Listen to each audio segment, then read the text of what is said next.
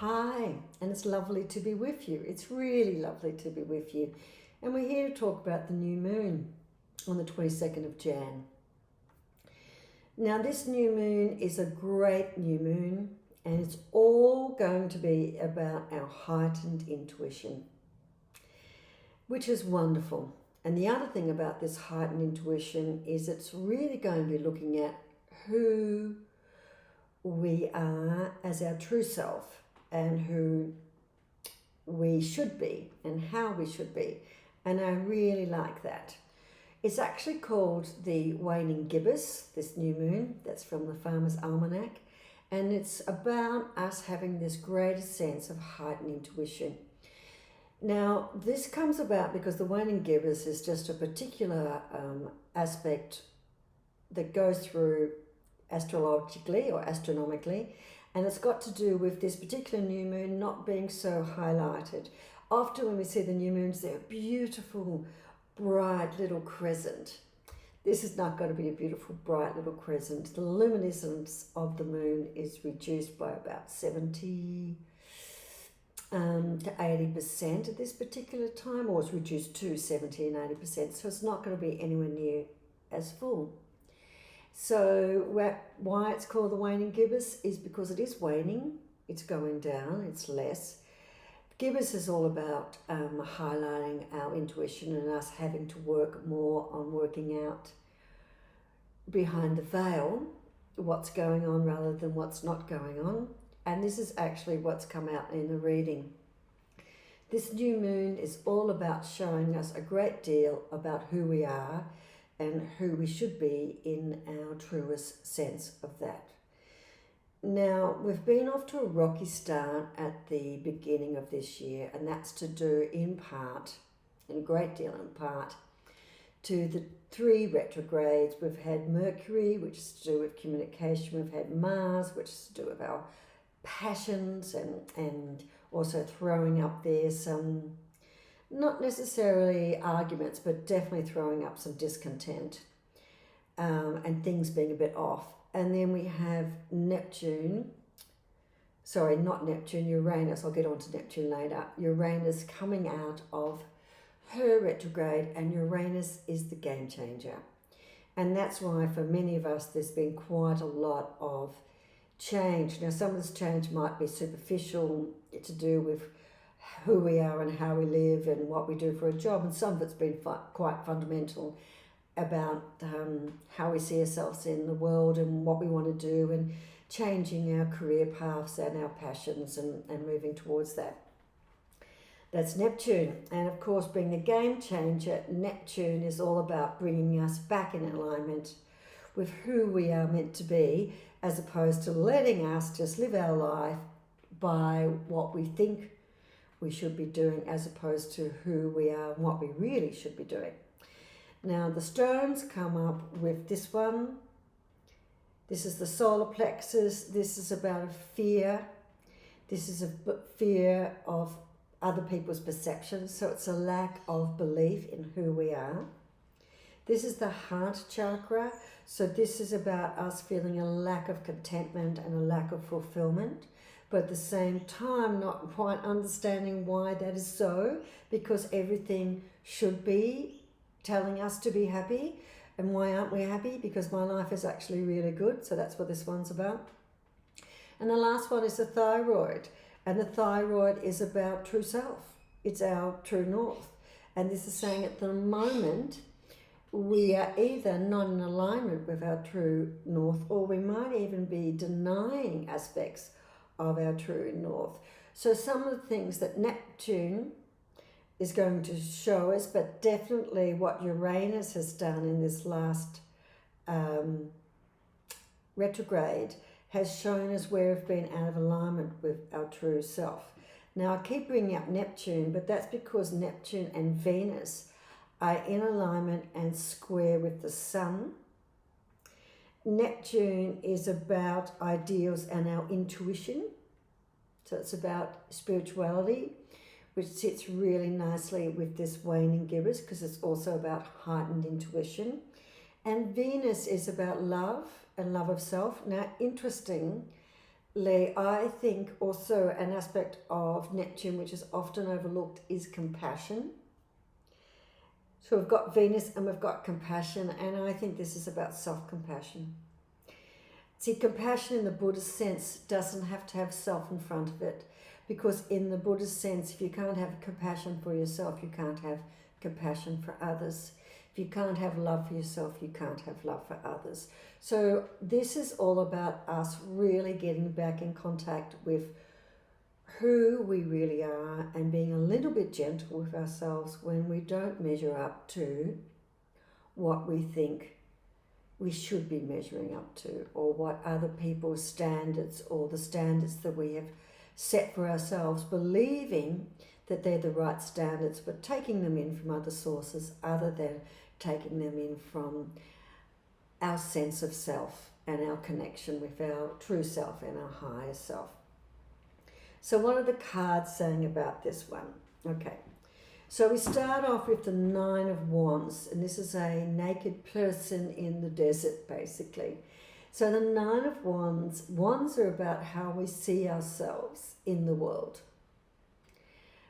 But it's also how we see ourselves in the world and how we should be in the world. So think about it. This is a person bearing themselves naked under the intensity of the sun and the moon, and exposing themselves fully to the sun, which is self, and the moon, which is a bit, if you think about the high priestess, who's there to show us what is blocking us. That's what the Luna is all about. And so this is what this is about. This is a question about the nine is a wishing card. So it's saying if you want to be who you want to be, have the confidence to do that and to expose yourself. Be brave. Because sometimes when we stand up for who we are, what we want to be, you do place yourself under scrutiny and you do feel that you're fully exposed, you're naked, and you are up for scrutiny, and not everyone is gentle with how they scrutinize you. Even your best friends are not gentle sometimes with how they scrutinize you. Now, after that comes the Five of Pentacles. Now the fives are cards that talk about discontent or a deep unease and the need for change. And this is the Five of Pentacles, and this is about how we live, how we've been working, and how we show up in those environments in terms of how they show who we are and how we respond within those. It's about how we live our life. And the five is just a gentle reminder to us that the essence of our discontent lies within our own self. We have to keep reminding ourselves that we live in a life of abundance. And abundance doesn't just mean money in the coffers. It means opportunities, it means love, it means happiness, and it means there's always opportunity for you to fulfill your life and to be fulfilled in your life. It's just a bit of a gentle reminder about that. Now, that's followed by a lovely card, which is the Seven, and it's the Seven of Cups. Cups talks about those things that give us contentment, that give us love. Sevens are about opportunities.